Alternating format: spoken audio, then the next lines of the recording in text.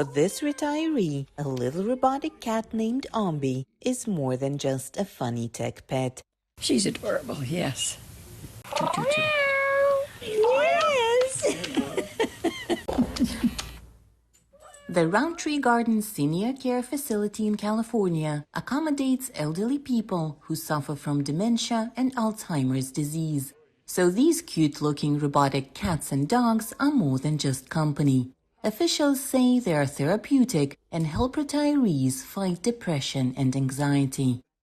It's cute. Our unit is a memory care, so we do use them for comfort. Some residents do have visual impairments, so the tactile stimulation is where they're able to pet the animal. They're able to distinguish that it is an animal. New members coming in, new community members are having some anxiety, stress. It's a hard time. They're changing their environment, and we're able to give them something to be able to utilize to decrease the stress in a way that we don't have to use medications.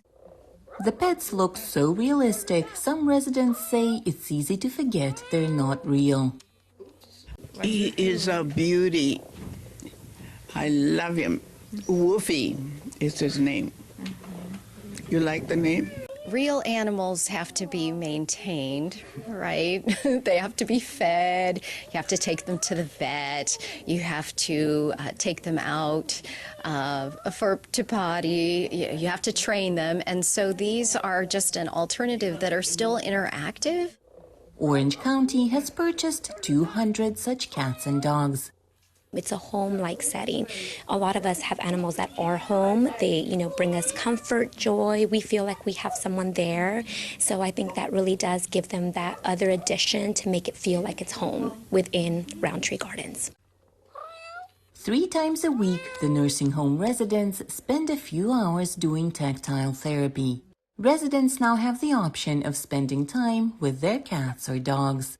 For Angelina Bagdasaran in Stanton, California, Anna Rice, VOA News.